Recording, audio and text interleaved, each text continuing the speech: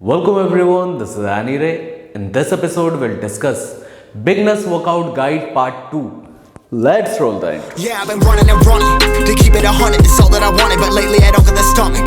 The higher the summit, the harder the plummet. They know me all over this planet. I'm just a man. Alright, so previous episode में मैंने आपको बताया हुआ था कि gym में जब आप पहली बार कदम रखोगे तो आपको किस टाइप का वर्कआउट पैटर्न फॉलो करना चाहिए, जिसमें मैंने बताया था कि एक दिन आपको अपर बॉडी ट्रेन करनी है और एक दिन आपको लोअर बॉडी ट्रेन करनी है। जब आपने एक हफ्ता ऐसे ही निकाल दिया तो आपकी बॉडी अच्छे से ओपन अप हो जाएगी, जिससे आप अच्छे से वर्कआउट लगाने के लिए तैयार हो जाओगे।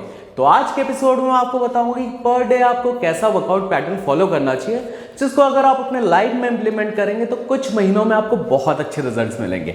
बट वीडियो स्टार्ट करने के पहले एक छोटा सा रिक्वेस्ट, अगर आपने मुझे अभी तक इंस्टाग्राम पे फॉलो नहीं किया तो डिस्क्रिप्शन में लिंक होगा, वहां जाके जरूर फॉलो करिएगा।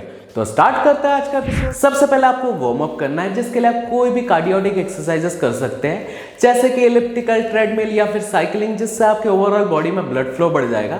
उसके बाद आपको अच्छे से मोबिलिटी और स्ट्रेचिंग एक्सरसाइजेस करने हैं, बिकॉज मोबिलिटी और स्ट्रेचिंग एक्सरसाइज करने से आपके मसल ज़्यादा लचीले हो जाते हैं और आपके रेंज ऑफ मोशन भी बढ़ जाता है, जिससे इन फ्यूचर आपको कभी भी इंजरीज नहीं होंगे। और ये सारे वर्कआउट करने से आप मेन वर्कआउट के लिए अच्छे से रेडी हो जाओ। तो हम मंडे से अपना वर्कआउट शेड्यूल स्टार्ट करेंगे और मंडे को हमें लगाने हैं चेस्ट में सबसे पहले आपको पुशअप्स लगाने हैं अप्रॉक्सीमेट 2 से 3 सेट, और रेप रेंज जो रहेगा वो 10 से 12 हो सकता है। अगर आपको नॉर्मल पुशअप्स नहीं आते हैं तो आप नी पुशअप्स भी कर सकते हैं, बिकॉज स्टार्टिंग में नी पुशअप्स भी काफ़ी होते हैं। और जब भी आप अच्छे से पुशअप्स लगाते हैं आपके ओवरऑल चेस्ट में ब्लड फ्लो बढ़ जाता है, जिससे आप फ्यूचर वर्कआउट के लिए अच्छे से रेडी हो जाते हो। जब आपने पुशअप्स कर लिया उसके बाद सबसे पहले आपको केबल क्रॉस या फिर पेग डेक मशीन में 2 या 3 सेट लगाने हैं और ग्रेजुअली आपके वेट्स को इंक्रीज करना है जितना भी आप कंफर्टेबली कर सको। इसका जो रेप रेंज रहेगा अगेन 10 से 12 रहेगा। जब आपने 2 या 3 सेट पेग डेक या फिर केबल क्रॉस लगा दिया, एज ये आइसोलेटेड मूवमेंट है और बाद में हमें सारे कंपाउंड मूवमेंट्स करने हैं। इसके बाद सबसे पहले आपको बेंच प्रेस पे आना है। स्टार्टिंग में आपको खाली बार से ही वर्कआउट करना है। जो ओलंपिक रॉड रहता है वही अप्रॉक्सीमेट 22 किलो का रहता है, तो इसके अप्रॉक्सीमेट 2 या 3 सेट आप ले सकते हैं। और अगर आप कुछ पाउंड्स उसमें ऐड करना चाहें तो 5 या 10 पाउंड्स के प्लेट्स उसमें ऐड कर सकते हैं, अगर आप कंफर्टेबल फील करो। और हर सेट के बाद आपको आधे से 1 मिनट तक का रेस्ट लेना है, जिससे आप फिर से अच्छे से वर्कआउट कर सको। जब आपने इसके 2 या 3 सेट लगा दिया उसके बाद आपको इंक्लाइन बेंच पे डंबल प्रेस लगाने हैं। और डंबल स्टार्टिंग में मेरे ख्याल से 5 या 10 पाउंड से आप स्टार्ट कर सकते हैं, जैसे भी आपकी कैपेसिटी होगी। इसके आपको 2 या 3 सेट्स लगाने हैं। जब आपने इंक्लाइन डंबल प्रेस कंप्लीट कर लिया उसके बाद आपको डिक्लाइन बेंच प्रेस करना है, जिसके भी अप्रॉक्सीमेट 2 या 3 सेट आपको लगाने हैं और रेप रेंज जो रहेगा वो 10 से 12 रहेगा। और हर सेट के बाद आपको आधे से 1 मिनट का रेस्ट लेना चाहिए। और ये वर्कआउट होने के बाद फिर से आपको 1 या 2 सेट पुशअप्स लगाने हैं। बिगनर्स के लिए इतना ही वर्कआउट काफ़ी रहेगा, बिकॉज इसके बाद आपके चेस्ट में अच्छा खासा पेन आने वाला है, तो अच्छे से रेस्ट लीजिएगा। ट्यूसडे को आपको लगाना है बैक। जब आपने वार्म अप, मोबिलिटी और स्ट्रेचिंग एक्सरसाइज कंप्लीट कर लिए, सबसे पहले आपको लगाना है पुलअप्स। अगर आपसे पुलअप्स अच्छे से हो जाते हैं तो बहुत अच्छी बात है, नहीं तो किसी फ्रेंड से हेल्प लेके भी आप पुलअप्स कर सकते हैं। मैंने ऑलरेडी एक वीडियो बना के रखा है कि पुलअप्स कैसे करना है, तो आई बटन में उसका लिंक दे दूंगा, तो उसको ज़रूर देखिएगा, जिससे आप इन फ्यूचर अच्छे से पुलअप लगाना सीख जाएंगे। इसके अप्रॉक्सीमेट 3 सेट्स आपको लगाने हैं, जिससे आपके ओवरऑल बैक में अच्छा खासा ब्लड फ्लो बढ़ जाएगा और फ्यूचर में आप अच्छे से एक्सरसाइज कर पाएंगे। उसके बाद आपको हाइपर एक्सटेंशन लगाना है, बिकॉज लोअर बैक को भी ट्रेन करना बहुत ज़्यादा ज़रूरी है। तो हाइपर एक्सटेंशन के भी आपको 3 सेट्स लगाने हैं। सबसे पहला जो वर्कआउट रहेगा वो रहेगा लैट पुल डाउन, जिसके अप्रॉक्सीमेट आपको 3 सेट लगाने हैं और रेप रेंज जो रहेगा वो 10 से 15 के बीच में रह सकता है। और धीरे धीरे आपको वेट्स को बढ़ाना है, जैसे पहले आप 1 प्लेट से करिए, उसके बाद 2 प्लेट या 3 प्लेट। आपको यहाँ पर ईगो लिफ्टिंग बिल्कुल नहीं करना है। लैट पुल डाउन कंप्लीट होने के बाद आपको लगाना है सिटेड रोइंग, जिसके आपको 4 सेट करने हैं। रेप रेंज जो रहेगा वो 10 से 15 के बीच में हो सकता है। और धीरे धीरे वेट्स को इंक्रीज करिए और हर सेट के बाद आपको रेस्ट लेना है अप्रॉक्सीमेट आधे मिनट से 1 मिनट। सेटेड रोइंग के बाद आपको लगाना है सिंगल हैंड डंबल रोइंग, जिसके अप्रॉक्सीमेट 3 सेट्स लगाने हैं। रेप रेंज जो रहेगा वो रहेगा 10 से 12। और जब आपने अच्छे से अपने बैक को ट्रेन कर लिया उसके बाद फोम रोलर से अच्छे से अपने बैक को रोल करिए, जिससे ओवरऑल बैक में बहुत अच्छा खासा ब्लड फ्लो बढ़ जाएगा। और इन फ्यूचर आपको अच्छे से डेडलिफ्ट्स भी लगाने हैं, लेकिन अभी वो स्टेज नहीं आया, तो अप्रॉक्सीमेट 2 से 3 हफ्तों तक आपको सेम वर्कआउट पैटर्न फॉलो करना है। उसके बाद और एक डिटेलिंग में वीडियो मैं ज़रूर बना दूँ।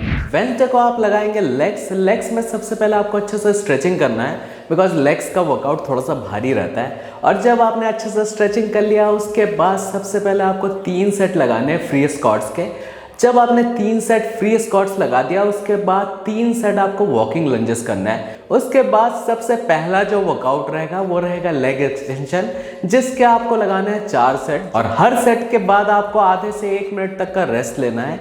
वैसे तो हर वर्कआउट के बाद आपको आधे से 1 मिनट का रेस्ट लेना बहुत ज़्यादा ज़रूरी है। और जब आपने लेग एक्सटेंशन कंप्लीट कर लिया उसके बाद आपको लगाना है लेग प्रेस, जिसके अप्रॉक्सीमेट 3 सेट्स आपको अच्छे से करने हैं और जो वेट रहेगा वो मिनिमम रहेगा और रेप रेंज जो रहेगा वो 10 से 15 के बीच में हो सकता है। लेग प्रेस के बाद आपको लगाने 3 सेट हिप एडक्शन के, जो आपके इनर थाइज के लिए बहुत अच्छा है और इसका जो रेप रेंज रहेगा वो 10 से 12 के बीच में रह सकता है। और लास्ट वर्कआउट जो रहेगा वो रहेगा आपके काफ के लिए, और काफ के लिए आपके जिम में जो भी मशीन है उसमें आप काफ राइजेस लगा सकते हैं। अप्रॉक्सीमेट 3 सेट्स आपको लगाने हैं, जो रेप रेंज रहेगा वो 10 से 12 हो जाएगा। जब आपने ओवरऑल लेग्स को अच्छे से ट्रेन कर लिया उसके बाद अच्छे से स्ट्रेचिंग करिएगा, नहीं तो नेक्स्ट डे आपको बहुत ज़्यादा पेन होगा। जब आपने लेग्स का वर्कआउट कर लिया उसके बाद आपको 3-3 सेट एब्स के भी करने हैं, मतलब 3 सेट अपर एब्स के, 3 सेट लोअर एब्स के।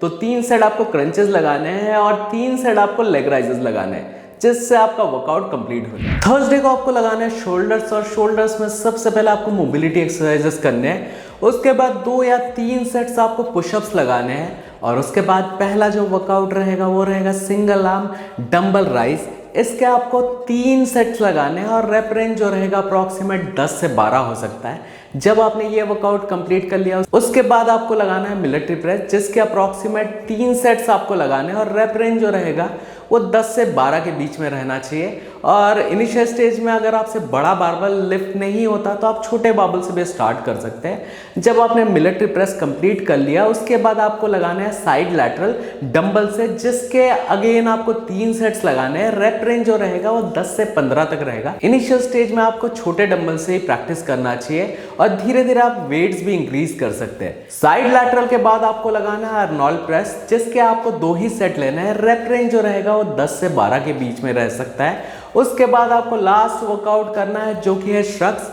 इसके आपको 3 सेट्स लगाने हैं और उसके बाद आपको अगेन फिर से स्ट्रेचिंग और मोबिलिटी वाली एक्सरसाइजेस करने हैं। फ्राइडे को हम लगाएंगे आर्म, जो हर लड़के का सबसे फेवरेट वर्कआउट रहता है। सबको बड़े बड़े डोले चाहिए होते हैं और इस दिन हम ट्राइसेप्स और बाइसेप्स दोनों को साथ में ट्रेन करेंगे।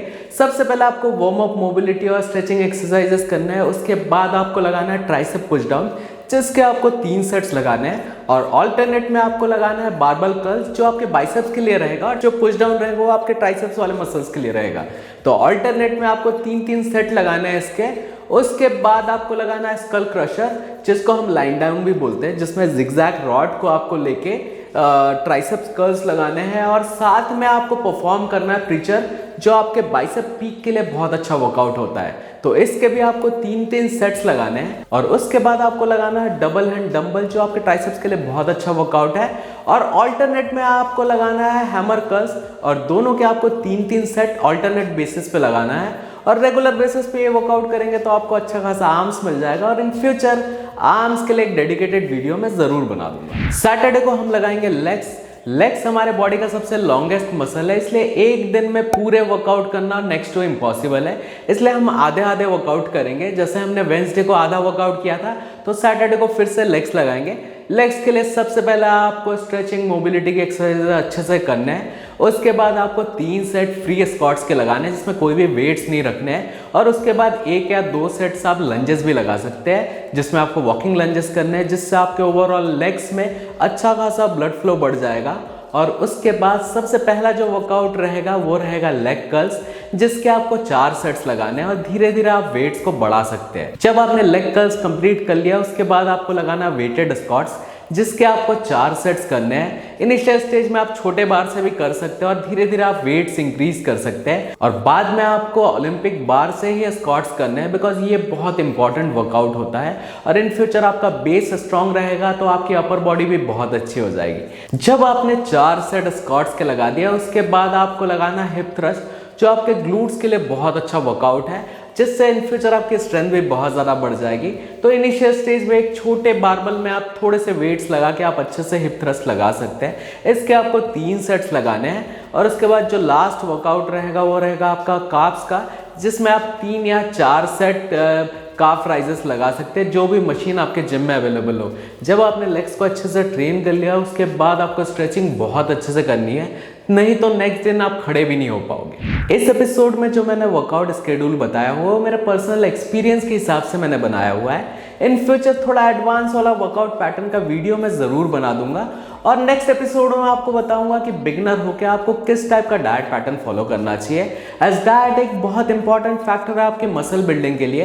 डाइट के साथ साथ आपको रेस्ट लेना है और सबसे इंपॉर्टेंट चीज़ आपको अच्छा खासा पेशेंस रखना पड़ेगा, बिकॉज जितने भी बिगनर्स रहते हैं उनमें बिल्कुल भी पेशेंस नहीं होता है। उनको लगता है 2 या 3 महीने में हम टाइगर श्रॉफ जैसी बॉडी कैसे अचीव करें, लेकिन इसके लिए आपको टाइम लगेगा और अच्छा खासा वेट ट्रेनिंग, डाइट और रेस्ट लेना पड़ेगा, तभी आप वो ड्रीम अपना अचीव कर पाएंगे। और इसके बारे में ज़्यादा कुछ जानना है तो प्लीज़ कमेंट सेक्शन में कमेंट करिए और मुझे इंस्टा पे फॉलो करिए। डिस्क्रिप्शन में लिंक है, वहां जाकर डायरेक्ट क्वेश्चन पूछ सकते हैं। साथ ही में जो रेड कलर का सब्सक्राइब वाला बटन है उसे प्रेस कर दीजिए, बाजू वाला जो बेल आइकन है उसे प्रेस कर दीजिए। Hope you like this video. If you did, then please like, share, subscribe our YouTube channel. Keep pumping steps. Down and I'ma get it right, dead on sight like